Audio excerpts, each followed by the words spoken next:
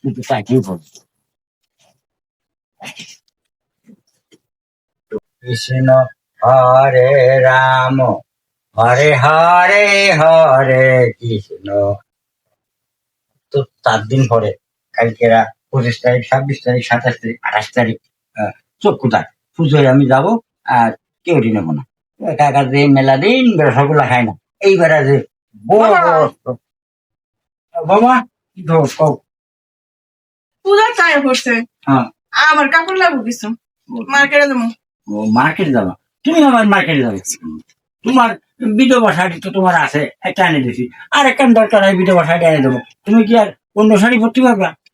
কে সবাই কি সুন্দর সুন্দর রঙিন শাড়ি পরবো ইয়াতে পূজাতে, তা আমি পরবো না? হ্যাঁ, তাই হয় নাকি কোনদিন? তুমি হলে আমাকে হিন্দু ধর্মে কোনোদিন ওই বিধবা শাড়ি খুলে রঙিন শাড়ি পর না।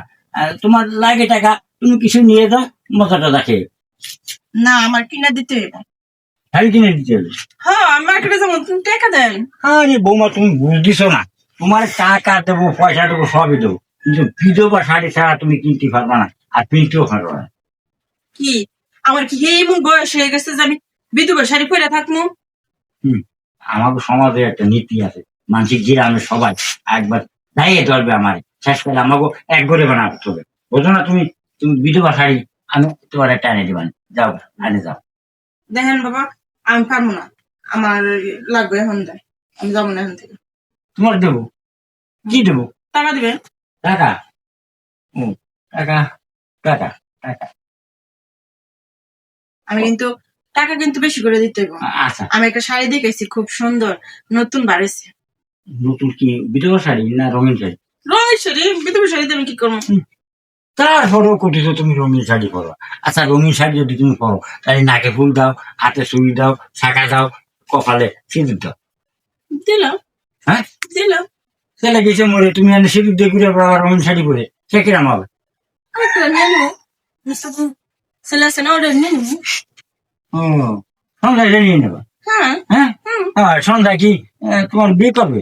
সে তো তোমার বৌদি করে ডায়। বলতে করে ডাকলে কি লাভ হইব? হ্যাঁ, আমার খুবই পছন্দ করে। সন্ধ্যা তোমার পছন্দ করে? তুমি সন্ধ্যার সাথে কিছু করো? কিছু করি না, কিন্তু নিয়ত করছি এখন থেকে করবো। বাহ, পাগলের মতন কথা পাই। হ্যাঁ, তুমি সন্ধ্যার সাথে ওই করবা। তোমার একটা কথা কইছি, কোন?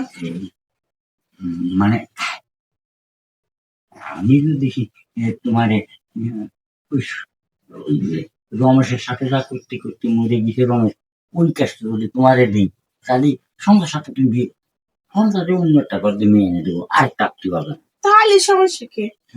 আমরাও থাকলেন, আমার ছেলেও থাকলো, দুইজনে চালালো। হ্যাঁ, ছেলে ছেলে বাপ বিটা কোনো নিয়ে করে না। আমি এর সাথে সাথে করতে আমার ভালো লাগতেছে না, আমার বিয়ে বইতে হইব। আচ্ছা, তুমি বিয়ে করো, তোমার মার্কেটে নিয়ে আমি একবার পা উইটে মাথা কোন খাজা দেবেন, তুমি কোনো চিন্তা করে না বৌমা। ওই বউ, আমরা তো মেলা বয়স, এ বয়সে কি আমরা গাড়ি চালাইতে পারবে? আমার গাড়ি একবার স্টার্ট দিলি খালি চলতেই খায়, চলতেই খায়, চলতেই খায়, কোনো থামে না, কোনো ব্রেক নেই। কি ভাবলি? না, কিছু না, আমি তো এরকম জিনিস চাইতেছি যেখানে ব্রেক সেট কিছু না থাকে। তাহলে চলেন যাই দেখি কতটা ব্রেক আছে। আমরা খাই, বাজার যাবো, বাজারে তোমার কাপড় সব কিনে দেবো, কিন্তু চাকরি করবো।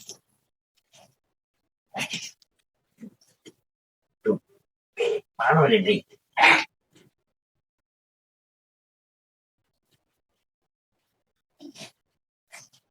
বৌমা, ধান কেমন লাগলো? ভালো লাগছে। তাইলে আমি এতদিন ধরে কষ্ট করতেছি কেন? আমি এত সুন্দর করে পারে, ছেলে মারা গেছে।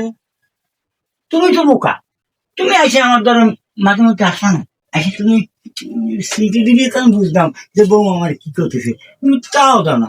বা আইসে একটু ইশারা টিশারা দিতা, কত কি করতে পারতা, কিন্তু আমার ঘুম পড়লি আমার এমনি জড়া ধরতা, তাহলে তো আরো মজা। আমি কি জানতাম যে আমি মনে মনে এইটা? না, মনে মনে তো না হাই, কিন্তু আমার তো করার ইচ্ছে ছিল না।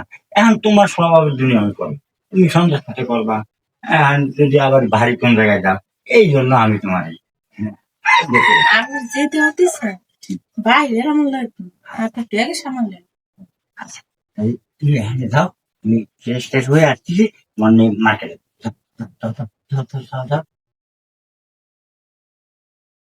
এটা মনে পারিনি এবারে আটটা পিরিত এই পিরিত পিরিত না আমার সাথে করো, আরে বোর সাথে পিরিত করে না, কার সাথে করবো? তোর নেই জামাই, হ্যাঁ আমার নেই বউ, দুইজনে আসো মিলেমিশে খাই।